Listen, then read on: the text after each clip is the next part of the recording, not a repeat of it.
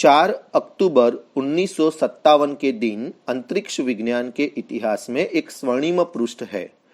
इसी दिन पहली मानव निर्मित वस्तु रूसी उपग्रह स्पुतनिक अंतरिक्ष में छोड़ा गया था। इस उपग्रह का वजन 84 किलोग्राम था और इसे पृथ्वी की निचली कक्षा में स्थापित किया गया था। चलिए दोस्तों, आज का विज्ञानवाणी एपिसोड ऐसे ही कुछ रोचक बातों के साथ शुरू करते हैं। मैं हूं उमंग रावल।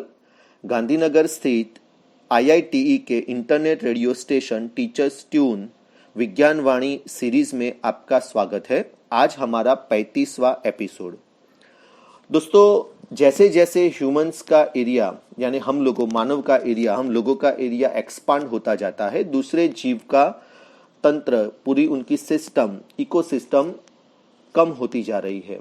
उनके रहने के ठिकाने कम होते जा रहे हैं। जैसे कि एक एग्जाम्पल मैं आपको देके समझाता हूं। गुजरात में बड़ौदा सिटी के अंदर विश्वामित्री नदी में आज भी मगरमच्छ है, जो सालों से मनुष्यों के साथ अपना अनुकूलन साध के जी रहे हैं। लेकिन जैसे जैसे अभी 21वीं सदी में आधुनिक दौर शुरू हो चुका है, इनका हैबिटाट भी कम होता जा रहा है। आज मेरे एक दोस्त ने मुझे बहुत अच्छा एक फोटो भेजा मॉर्निंग में ही, इसीलिए मैंने विज्ञानवाणी में इसे कवर किया। एक मगरमच्छ विश्वामित्री के किनारे, आसपास में फ्लैट है, बड़े बड़े हाई राइज बिल्डिंग है, पास में नदी और इसके किनारे एक मगरमच्छ बैठा है। तो आज भी बड़ौदा में 250 से 300 मगरमच्छ सिटी के बीचों बीच नदी के किनारे रहते हैं। कई बार अगर आप जाओ बड़ौदा तो किसी रिक्शा वाले से पूछोगे तो वो आपको कोई ना कोई साइटिंग दिखाई देगा। चलिए, तो ये जो है वो कम नहीं होना चाहिए। उनकी जो तादाद है वो परमानेंट बरकरार रहनी चाहिए। आगे बढ़ते हैं दोस्तों। इस हफ्ते मतलब लास्ट हफ्ते के कुछ इंपॉर्टेंट न्यूज से शुरुआत करते हैं। एस्ट्रोनॉमर्स ने एक ऐसा पहला प्लैनेट ढूंढ निकाला है कि जो एक साथ 3 तारों के आसपास घूमता है, जिसे GW ओरियोनिस सिस्टम कहते हैं। एक साथ 3 स्टार्स के आसपास, जैसे हमारा अर्थ है तो वो सिर्फ सन के आसपास घूमता है, तो ये प्लैनेट 3 स्टार्स के आसपास घूमता है। दोस्तों, LGBTQ जो कम्युनिटी है, उन्होंने नासा द्वारा जेम्स वेब टेलीस्कोप, यानी उनका जो टेलीस्कोप अभी लॉन्च होने वाला है, उसको जेम्स वेब जो नाम दिया, वो नाम के प्रति अपना विरोध जताया था। लेकिन नासा ने स्पष्ट कर दिया है कि वो टेलीस्कोप का रीनेम नहीं करने वाले। अभी जेम्स वेब टेलीस्कोप के नाम से ही वो जाना जाएगा। दोस्तों, भारत का indigenous first solar mission Aditya L1 अगले साल 3rd क्वार्टर में लॉन्च होने वाला है। दोस्तों, हमें कुछ ऐसे एविडेंस मिले हैं कि उसमें मार्स के साइज का एक प्लैनेट हमारे सोलर सिस्टम के बिल्कुल बाहर अभी दिखाई दिया है, मार्स के साइज का। तो एक ये नया एविडेंस हमें मिला है। दोस्तों, रिसर्च ऐसा दिखाता है कि जुपिटर्स का जो ग्रेट रेड स्पॉट है वो ना ही सिर्फ छोटा होता जा रहा है, लेकिन उसकी स्पीड भी बढ़ रही है। वो श्रिंक तो हो रहा है, लेकिन उसकी स्पीड भी बढ़ रही है। दोस्तों, एस्ट्रोबायोलॉजिस्ट ने वीनस के क्लाउड्स में, वीनस एक हमारा प्लैनेट है सोलर सिस्टम का, उसके जो क्लाउड्स है, वो क्लाउड में जब सनलाइट फिल्टर होके जाती है या फिर सनलाइट उसके ऊपर आती है, तब वहां पे हमारे पृथ्वी जैसी ही एक फिनोमिनन होती है जिसका नाम है फोटोसिंथेसिस।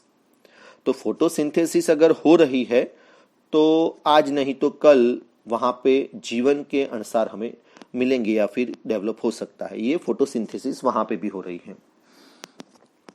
दोस्तों, एक नया बायोमार्कर बनाया गया है कि जो कोविड-19 के पेशेंट की डेथ को एडवांस में मेजर कर देता है, एडवांस में आपको बता देगा। इसमें होता क्या है कि वो हार्ट के इलेक्ट्रिकल एक्टिविटी को मेजर करता है, जो आफ्टर ऑल कितने दिन के बाद वो एक्टिविटी बंद हो जाएगी, उसके आधार पे पेशेंट को वो डेथ के बारे में प्रेडिक्ट कर सकता है।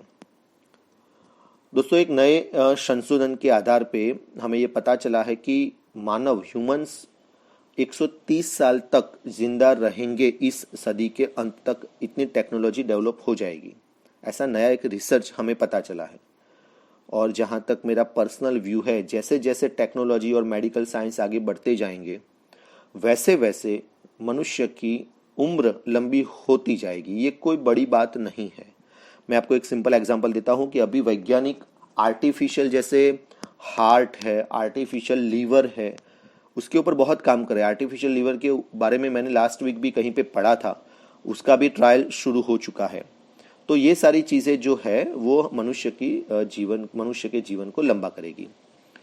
दोस्तों, एक साइलोसाइबिन करके एक दवाई है, ड्रग है, कि जो एक सिंगल डोज देने के बाद हमारा न्यूरल कनेक्शन जो होता है ना, वो रैपिड स्पीड में बढ़ जाता है दिमाग में। तो ये कब काम आती है कि एंटी डिप्रेशन ड्रग के तौर पे ये काम आती है, जो डिप्रेशन वाले पेशेंट होते हैं उनके लिए। तो सो डायनासोर के जैसे ही टीरेक्स, डायनासोरस रेक्स करके एक प्रजाति थी, एकदम गुस्से वाली। डायनासोर में मांसाहारी डायनासोर भी है और शाकाहारी भी है। टीरेक्स जो है वो मांसाहारी है। तो हमें एक स्टडी के आधार पे ऐसा पता चला है कि टीरेक्स अपनी टेरिटरी के लिए, अपने स्टेटस के लिए, अपने मेट्स के लिए लड़ते थे अंदर अंदर, इवन दो वो एक दूसरे के फेस को भी बाइट करते थे। तो विज्ञान में क्या क्या होता है कि आप ऐसे ही नहीं बता सकते कि ये डायनासोर ऐसे लड़ते होंगे। आपको प्रूव करना पड़ता है कि वो स्टेटस के लिए लड़ते थे कि नहीं, या फिर वो अपनी टेरिटरी के लिए लड़ते थे कि नहीं। जैसे शेर होते हैं, दूसरे भी, इवन दो हमारे सोसाइटी में आप देखो कुत्ते भी अपना टेरिटरी फिक्स करके बैठे होते हैं, उसमें कोई आए अनजान कुत्ता तो तुरंत भौंकने लगते हैं। तो ऐसा ज़रूरी नहीं है कि ये हर एक में ऐसे सिम्टम्स हो, हर एक प्राणी में, तो वो आपको प्रूव करना पड़ता है। तो ऐसा डायनासोर के टीरेक्स के केस में एक स्टडी में सजेस्ट हुआ है। आगे बढ़ते हैं दोस्तों। आर्टिफिशियल इंटेलिजेंस की मदद से हम लोग ये प्रिडिक्ट कर पाएंगे इन फ्यूचर कि नेक्स्ट वायरस कब जानवर में से इंसान में आने वाला है, और वो पेंडेमिक बनेगा कि नहीं ये भी हम लोग प्रिडिक्ट कर पाएंगे। तो एआई यानी आर्टिफिशियल इंटेलिजेंस तो टेक्नोलॉजी का हार्ट है, इवन दो पूरी दुनिया भी उसी से चलती है। आप देखिए, हम लोग जब फेसबुक, व्हाट्सअप या गूगल सर्च करते हैं तो हमें उसी प्रकार की फिर इनकमिंग न्यूज़ मिल जाती है। जैसे सपोज आपने सर्च किया कि शूज़, तो फिर आपको ढेर सारी शूज़ की एडवर्टाइजमेंट मिलेगी। आपने सर्च किया कि शाहरुख खान मूवी, तो आपको उसके बारे में, मूवी के बारे में न्यूज़ आने लगेगी। तो आर्टिफिशियल इंटेलिजेंस के आधार पे आपका क्या स्वभाव है, आप कौन सी चीज़ अभी खरीदना चाहते हैं, या फिर आप कौन सी पॉलिटिक्स में इंटरेस्ट रखते हैं, ये सारा विज्ञान के आधार पे कंपनी डिसाइड कर लेती है, और फिर आपको उसी प्रकार की इनपुट्स मिलते रहते हैं। तो इससे क्या होता है कि आप ज़्यादा, जैसे आपने मान लो कि शूज़ के बारे में सर्च किया, तो आपको इतने बढ़िया बढ़िया शूज़ के फोटोज़ दिखाएंगे, स्कीम दिखाएंगे कि आपको पता भी नहीं चलेगा, आपकी 10-15 मिनट और वेस्ट हो गई। तो आफ्टर ऑल आर्टिफिशियल इंटेलिजेंस की मदद से फ़ायदा तो है, लेकिन इंसान का उपयोग एक प्रोडक्ट के तौर पे होता है। और आप हमेशा याद रखिए कि जो चीज़ फ्री है, वो जो चीज़ फ्री आपको मिलती है उसमें आप एक प्रोडक्ट हो, इसको आप हमेशा याद रखिए। ये साइंस के कारण, जैसे हम न्यूक्लियर बम की बात करें, न्यूक्लियर एनर्जी की, तो न्यूक्लियर एनर्जी से बिजली भी पैदा हो सकती है, और न्यूक्लियर एनर्जी के सिद्धांत से बम भी बन सकता है। तो वो हमें हमारे विवेक से नक्की करना है, तय करना है कि हमें क्या बनाना है। साइंस को हम इसके बारे में दोषित नहीं ठहरा सकते। आर्टिफिशियल इंटेलिजेंस की वजह से हमारी पर्सनल लाइफ लगभग डिस्ट्रॉय होने के कगार पे आ चुकी है, लेकिन साथ में उसके जो फायदे हैं, अनलिमिटेड फायदे, मेडिकल साइंस में, टेक्नोलॉजी में, स्पेस साइंस में, इवन तो हम जब गूगल मैप यूज करते हैं तो हमें किसी को पूछना नहीं पड़ता, हम उस जगह तक पहुंच जाते हैं।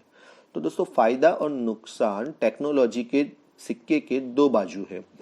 हमारे विवेक से हमें और हमें या फिर कंपनीज को या फिर गवर्नमेंट को ये तय करना है। चलिए आगे बढ़ते हैं दोस्तों। वैज्ञानिकों ने डेनिसोवान्स और निएंडरथाल्स के वाई क्रोमोसोम्स को सीक्वेंस किया है। अच्छा, तो इससे क्या फायदा होगा कि वो लोग कैसे ये निएंडरथाल्स और डेनिसोवान्स वगैरह जो हमारे पूर्वज कहलाते हैं, वो कैसे एक्सटिंक्ट हुए, नाशप्राय कैसे हुए, उसके बारे में इंफॉर्मेशन हमें मिलेगी।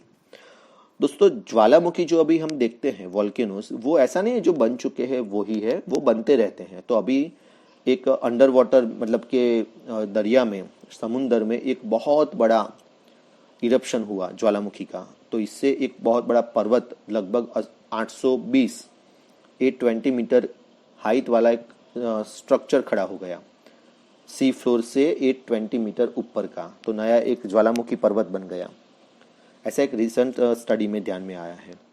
दोस्तों यूरोपियन और जापानी स्पेस एजेंसी ने एक मर्क्यूरी पे एक यान भेजा था, स्पेसक्राफ्ट भेजा था, जिसका नाम था बेपी कोलंबो। तो उसने अपनी पहली इमेज भेजी है और ये यान 2 प्रोब्स को मर्क्यूरी की ऑर्बिट में डालने वाला है। ओके, चलिए तो अभी हमारे न्यूज़ में यहाँ तक रखते हैं और थोड़ी साइंस की बातें त्वरित ले लेते हैं। दोस्तों आपने जो कैंडल देखी है उसका, अगर आप जीरो ग्रेविटी में कैंडल को जलाओगे तो वो कैंडल राउंड शेप की हो जाती है, उसकी जो अग्नि होती है वो राउंड शेप में हो जाती है और उसका कलर भी ब्लू हो जाता है। दोस्तों हमारे शरीर पे इतने सारे लिविंग ऑर्गेनिजम्स हैं हमारे शरीर की त्वचा के ऊपर, अगर आप उसको गिनोगे तो ये पूरी दुनिया में जितने लोग हैं, इंसान हैं, उससे ज़्यादा होंगे। ऐसा ही एक दूसरा फैक्ट है कि अगर हम लोग लाइट की स्पीड से ट्रैवल करते हैं, कोई यान या फिर कोई लोग, तो भी नज़दीक की एंड्रोमेडा गैलेक्सी तक पहुंचने में 2 मिलियन साल हो जाएंगे।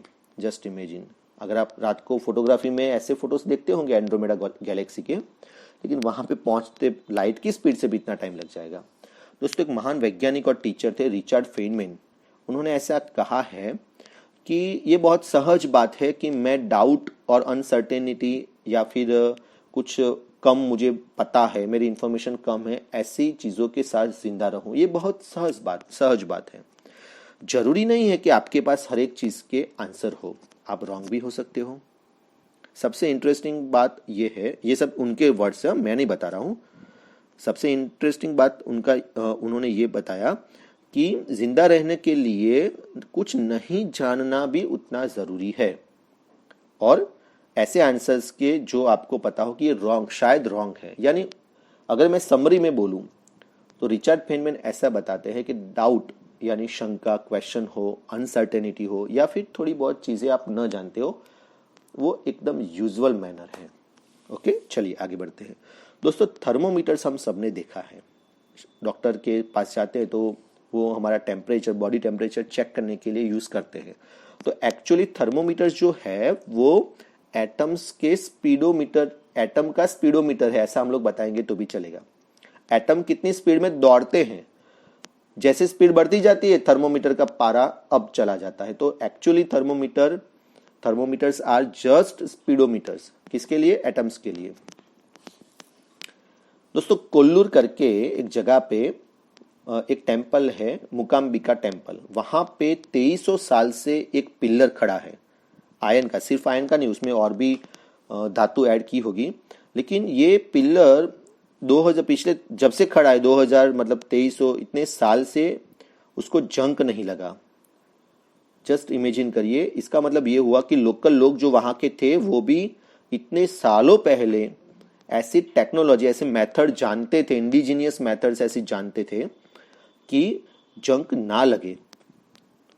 और हैरानी की बात यह है कि कर्नाटक का ये जो एरिया है वो कोस्टल एरिया है, वहां पे साल के 6 से 8 महीने तक तो बारिश गिरती है। फिर भी है, हमारे कुतुब मीनार के कैंपस में नई दिल्ली में भी एक लोह स्तंभ है, उसको भी जंक नहीं लगता।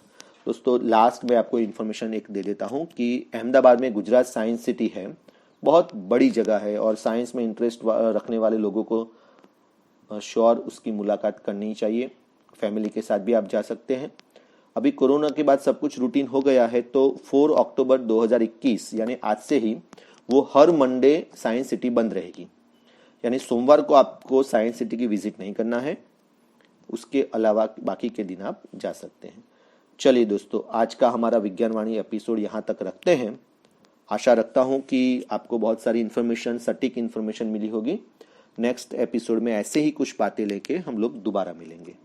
धन्यवाद।